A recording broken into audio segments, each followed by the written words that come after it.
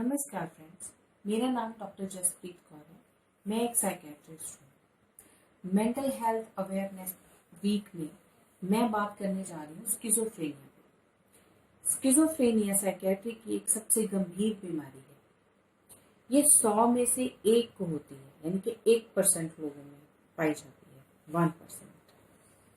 इसके प्रमुख लक्षण जो हैं ज्यादातर 25 साल की उम्र से पहले ही शुरू हो जाते हैं और इसमें दो तरह के मेन सिम्टम्स पाए जाते हैं, positive symptoms and negative symptoms.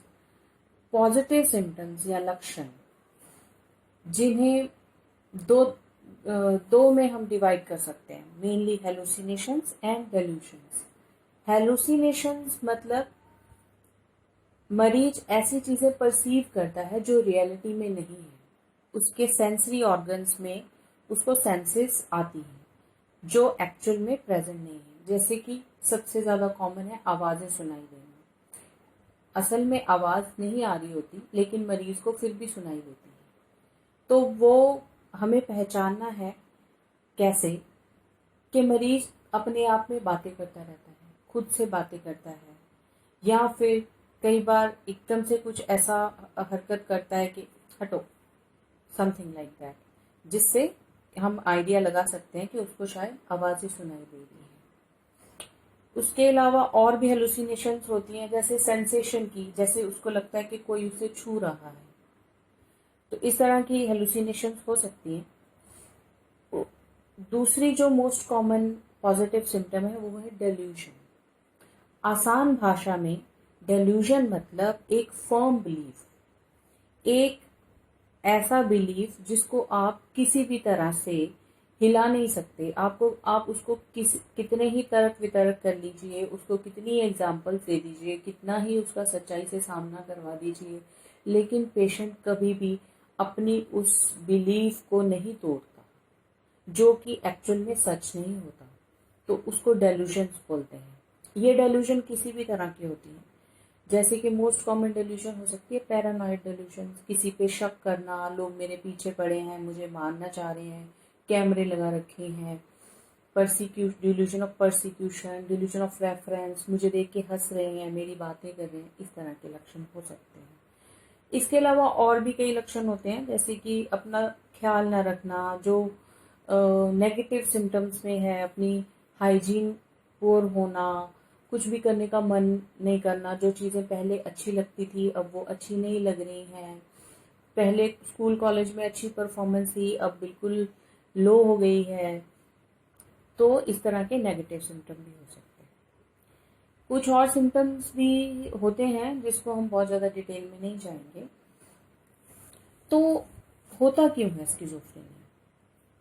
इसके कई कारण हैं। जेनेटिक मतलब कि जीन्स में है।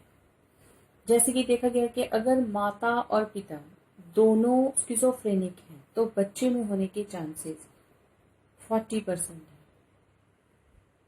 अगर एक में है तो 13% है। तो वी कैन कोरिलेट फर्दर, अगर सिबलिंग में है या चाचा ताऊ में है तो there is variation in the percentage, but there is a link कि फैमिली में पहले है तो हो सकता है, जीन्स में है। उसके बाद एनवायरमेंटल फैक्टर्स होते हैं। कई बार कोई स्ट्रेस है वो प्रेसिपिटेट करा देती है, या कई बार कुछ ड्रग ली या कुछ दवाई ली या कुछ जिसने प्रेसिपिटेट करा दिया स्किज़ोफ्रेनिया। तो इस तरह से हम इसको डिवाइड करते हैं। और बायोकेमिकल लेवल पे हम बोल सकते हैं कि ब्रेन में mainly it's the disturbance of the dopamine.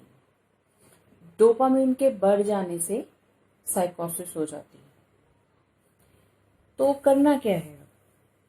Patient को डायग्नोसिस हो गया कि वो स्किज़ोफ्रेनिया है तो उसका treatment as early as possible हमें शुरू कराना है। Most common form of treatment is medicine, क्योंकि उसमें हमें डोपामीन को कम करना पड़ेगा, जिसके लिए बहुत तरह के एंटीसाइकोटिक्स हैं। लोग अक्सर डरते हैं कि साइकियाट्री की दवाइयों के साइड इफेक्ट्स बहुत होते हैं, लत लग जाती है, लेकिन आपको बेनिफिट और रिस्क को वे करना पड़ेगा। स्किज़ोफ्रेनिया एक बंदे की जिंदगी बिल्कुल बर्बाद कर देता है अगर उसे ट्रीट नहीं किया जाएगा। तो एंटीसाइकोटिक्स जो है ड्रग ऑफ चॉइस हैं। पहले ओल्ड एंटीसाइकोटिक्स हैं और न्यूअर एंटीसाइकोटिक्स हैं। जो न्यूअर एंटीसाइकोटिक्स हैं उसमें साइड इफेक्ट्स कंपैरेटिवली कम हैं और वो ऐसे साइड इफेक्ट्स हैं जिनको बहुत इजीली मैनेज किया जा सकता है, जैसे कि वेट गेन है, नींद ज़्यादा आना है, या फिर हाथ कांपते हैं, या मुंह से पानी आने लगता है। इस तरह की साइड इफेक्ट्स, उन साइड इफेक्ट्स को डोज चेंज करके या फिर कोई और मेडिसिन ऐड करके या फिर मेडिसिन को एक से दूसरी पे शिफ्ट करके हम उसको बड़े आसानी से एडजस्ट कर सकते हैं। और अगर पेशेंट में इंसाइट नहीं है कि मैं बीमार हूं, जो कि अक्सर नहीं होती है स्किज़ोफ्रेनिया में, तो उन पेशेंट्स में हमारे पास इंजेक्टेबल्स की ऑप्शन है, डेपो इंजेक्शंस, जिसमें कि हम पेशेंट को एक ही इंजेक्शन 15 दिन या 1 महीने में लगाते हैं, जिससे कि वो थ्रू आउट द मंथ उसको कोई मेडिसिन लेने की जरूरत नहीं पड़ती और धीरे धीरे वो मेडिसिन रिलीज होती रहती है बॉडी में, जिससे कंट्रोल में रहता है।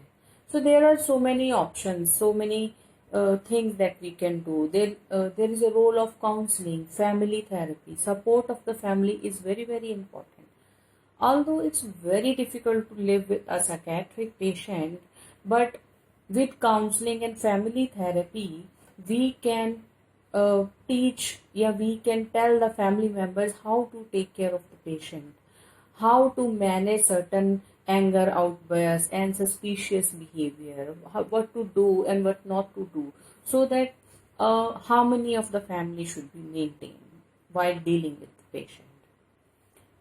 This is all I want to say in a very brief about schizophrenia.